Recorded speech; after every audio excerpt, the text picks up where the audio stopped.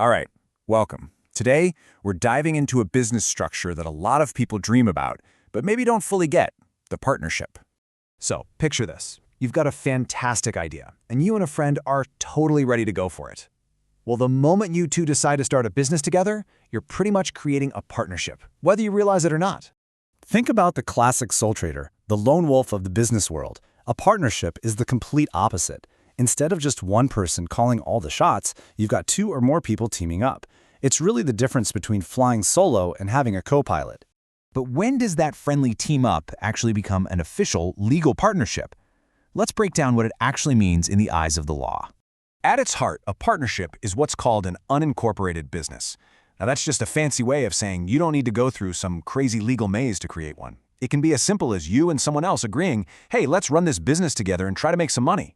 And this isn't just some casual idea. It's spelled out in law, all the way back in the UK's Partnership Act of 1890. I know, the language is a bit old school, but the key ingredients haven't changed. You need multiple persons, a business in common, and the view of profit. If you've got those three things, you've probably got yourself a partnership. Okay, this definition leads us to probably the single most important thing you need to understand about partnerships. Getting this next part is absolutely crucial. Unlike a limited company, a partnership doesn't have its own legal identity. It's not a separate thing. The law sees the business and the partners as exactly the same entity. There's no corporate veil, no shield. You are the business. So what does that actually mean day to day? Well, that shiny new piece of equipment you bought isn't owned by the business.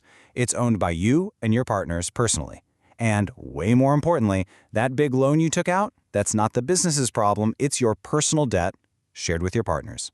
And this direct line between the partners and the business, well, this is where we get to the single biggest risk of this whole structure. You know, it's all sunshine and rainbows when the profits are rolling in. But what happens if the business racks up debts that it just can't pay? Who's on the hook for all that? And here's where it gets really serious. A company, because it's a separate legal person, pays its own debts. But in a partnership, the partners have to pay. And that phrase, from personal assets, that's the part that should really get your attention. We're talking about your house, your car, your personal savings. It's all on the line. This is what we call unlimited liability. Okay, let's shift gears from the scary stuff to the practical nuts and bolts. How do taxes actually work in a partnership?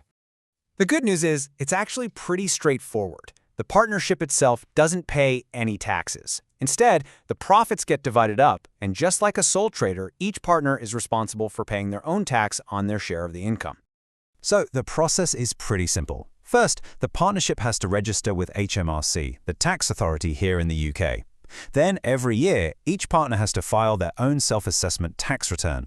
They declare their chunk of the profits and pay whatever income tax they owe. Simple and separate.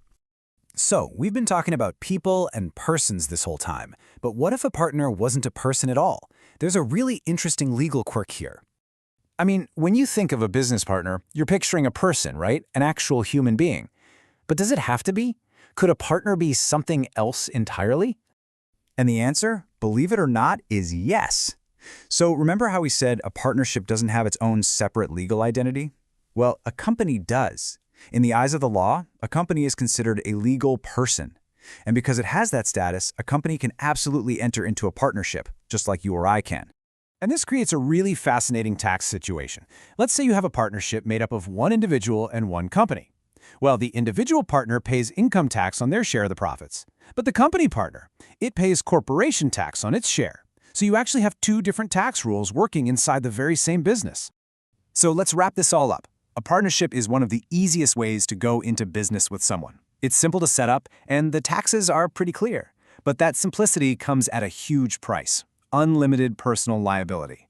Which leaves us with the one big question you have to ask yourself. Is all that simplicity really worth the risk?